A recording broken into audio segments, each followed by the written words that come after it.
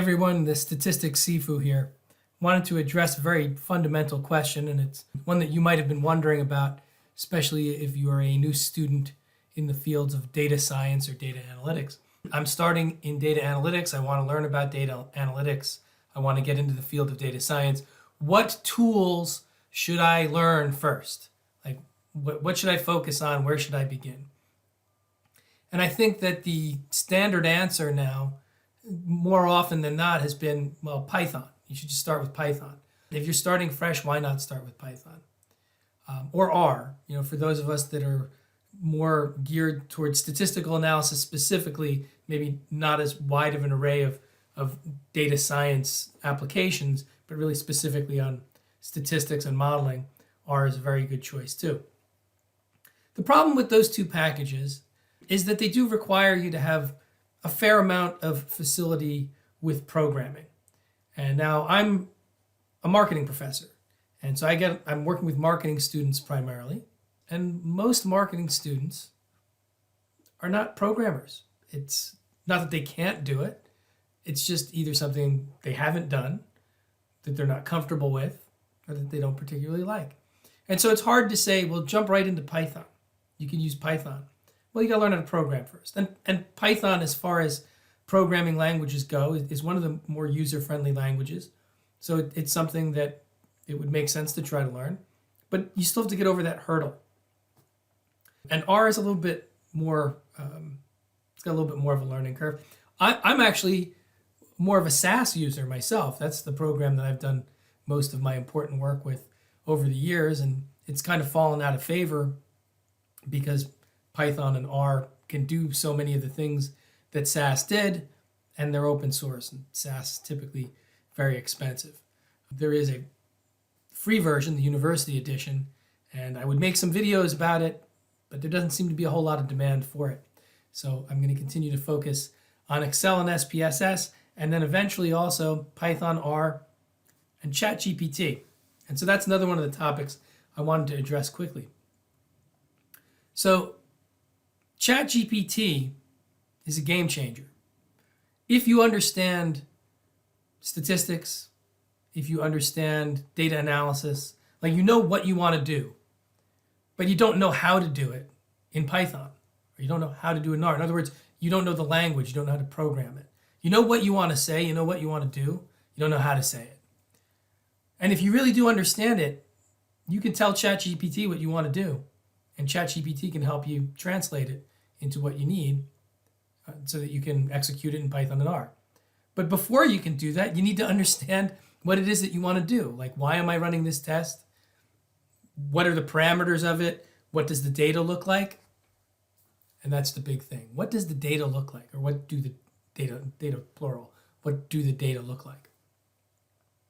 And that's why I think Excel and SPSS are actually really good starting points for your data science, data analytics journey, especially if you're not particularly adept at programming coming into it.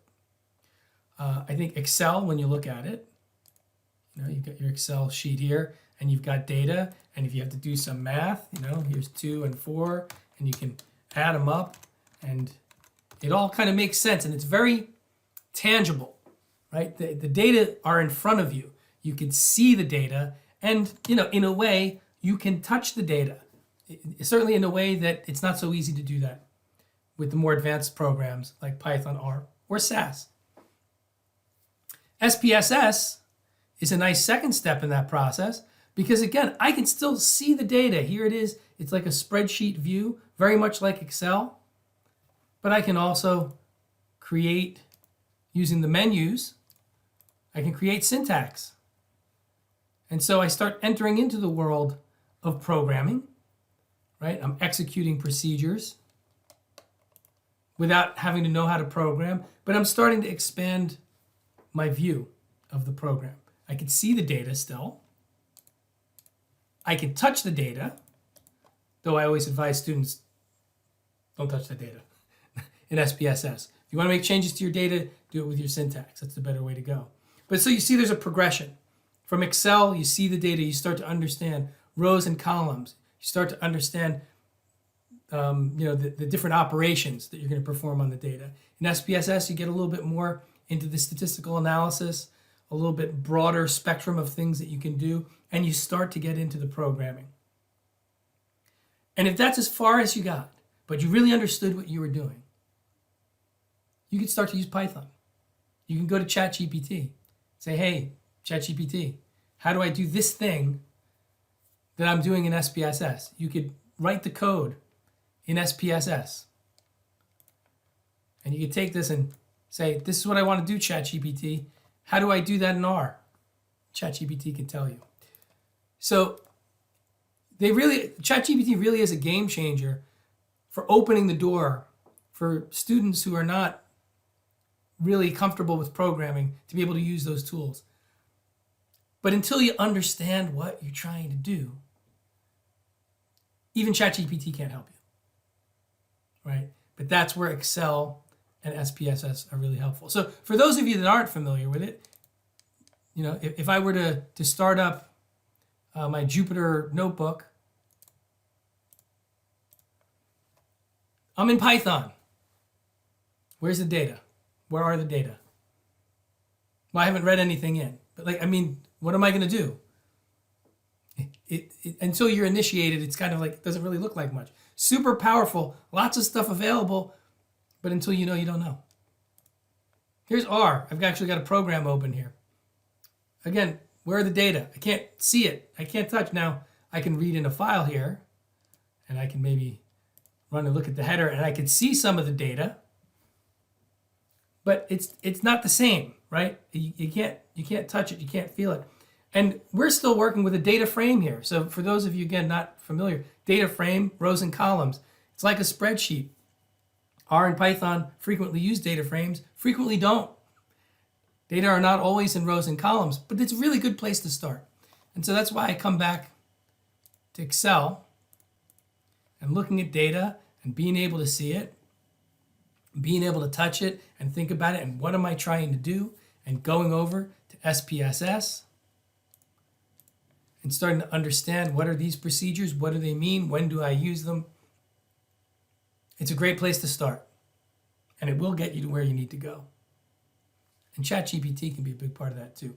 So some of the videos that I'm going to be building on a little bit later, I wanted to create some content specifically for students who are like me, coming from an SPSS, later a SAS background, but SPSS and Excel, but want to get access to the tools in Python and R. And so I'm going to show you how to do it in SPSS, help you to wrap your head around it, then take you over to Python and R and show you how you can use the new generative AI tools to help you translate what you already know into another tool, which is free and powerful. But one step at a time. And by the way, most business students, most business people, Excel is probably going to be the data analysis tool that you use more than anything else. And even if you are super advanced and you're using Python and R, you're still going to use Excel. So Excel is always a great tool. So good luck on your data analytics, your data science journey. If you're just starting, welcome. I'm here to help you. I hope I can help you, and good luck with it.